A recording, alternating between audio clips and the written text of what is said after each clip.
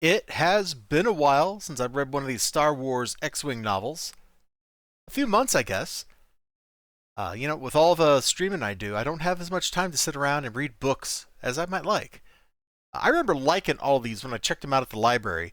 Now, I don't remember reading some of these. Like, I remember this guy here, The Back to War, but I don't think I've read any of these Aaron Alliston ones. So, it'll be interesting. I gotta see if I can find book 3. That's on the to-do list. But what I kind of wanted to talk about here is how to start a book that's a sequel in a way that can pull in new readers, okay? And oh my gosh, I can't believe I didn't have that light on. There we go. So we start off here basically with a recap of the last book. So there's a little bit of like the current situation here. Even before the sensors had come to scan and identify the new ship, he knew it was trouble. Alright, but here's the key thing. In the months since the Rebel Alliance took the planet Borliez from the Empire, more ships than Corrin cared to remember had popped in for a quick survey. So they've just told us what happened. In the last book, we took a planet. It's a month from that point. Now, the details and stuff aren't here. They don't have to be here. But we're at least kind of comfortable. We've set the stage. We've set the idea. We know where we're at, when we're at. And now we lay out, like, what's the danger? Well, the danger is lots of ships are coming in. People are taking a look. They're spying. They're observing. They're watching. All right?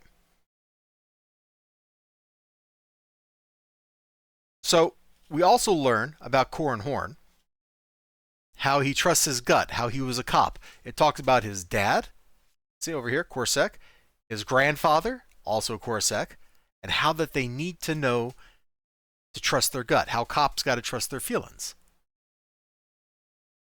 Alternately, he's a Jedi, right? Like, use the Force and run to Dagobah. You know what I'm talking about? It's enough that I know something is odd. Exactly what isn't important at this point? Whew. That's a rough sentence.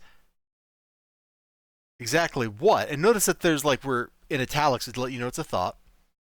And then we've italicized the what to emphasize it. So we've actually italicized the italic, which is unitalicizing.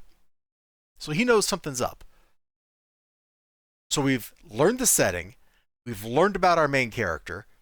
And this is all without any grand exposition. We didn't sit down and lore dump on people. We didn't say, hey, go read the last book. No. We're just throwing you in. There's something happening. Here's this character. He's in a spacecraft. He's a cop. He's scanning this freighter over here, the Vengeance Dara 4. And it's a tense situation that everybody else is feeling all relaxed about. All right. Pretty soon, we start going into like some combat here. The Y-Wing pilots comply with his order, yada yada. Behind me, who? And before you know it, we've got a whole little combat sequence. Our heroes manage to survive. Look, if at least one of our heroes didn't survive, the book would kind of be over, right? Like, this isn't Game of Thrones. We don't kill the entire cast in the first book. Hey, yo. So, I think when I was talking about the last book, I said something like, you got to introduce your characters while they're doing something. You have to show us who they are under stress. Because it's only under stress that people reveal themselves. That's true in real life. That's true in fiction. Well, maybe that's not the only case. But that's what's going on here. So we learned all about Corrin Horn. We learned about the situation. It's a great introduction. It doesn't require me to read the last book. It just says, hey, here's a situation. Here's this character named Corrin Horn. He's got a droid named Whistler he's talking to. He's in an X-Wing. He's fighting these other ships. There's a funny situation going on. It's stressful. It's a great introduction to a story. Also, I don't remember if they used this curse in any of the previous books, but I saw this here. Sith spawn! My shields are down. And I just started laughing. Like, really? Really? Because at this point in the Star Wars universe, like, the Jedi and the Sith and all that are kind of mythical, right? Like, if you go watch the original Star Wars movie,